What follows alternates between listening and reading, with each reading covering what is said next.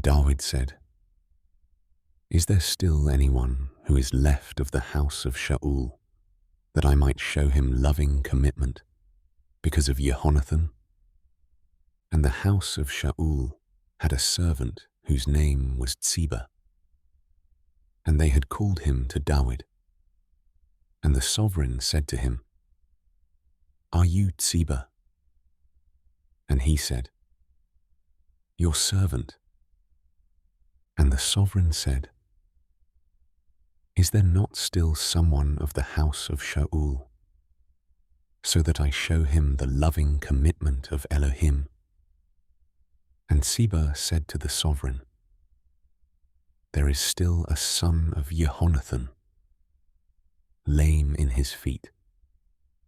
So the sovereign said to him, "Where is he?" And Ziba said to the sovereign, "See, he is in the house of Machir, son of Amiel, in Lo Debar." And sovereign David sent and brought him out of the house of Machir, son of Amiel, from Lo Debar. And Mephibosheth, son of Jehonathan, son of Shaul, came to David, and fell on his face, and did obeisance. And David said, "Mephibosheth." And he answered, "Here is your servant." David then said to him, "Do not fear, for I shall certainly show you loving commitment because of Jehonathan your father, and shall return to you all the land of Shaul your grandfather, and let you eat bread at my table continually." And he bowed himself and said, "What is your servant, that you should turn to such a dead dog as I?"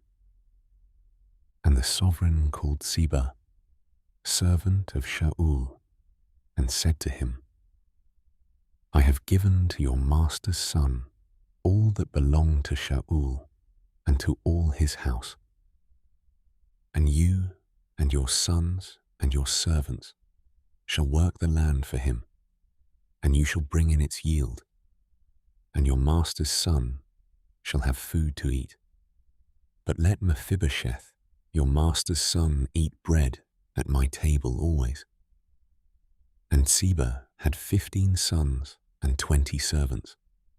And Ziba said to the sovereign, "According to all that my master, the sovereign, has commanded his servant, so your servant does." "As for Mephibosheth," said the sovereign, "he shall eat at my table as one of the sons of the sovereign." And Mephibosheth had a young son whose name was Micah.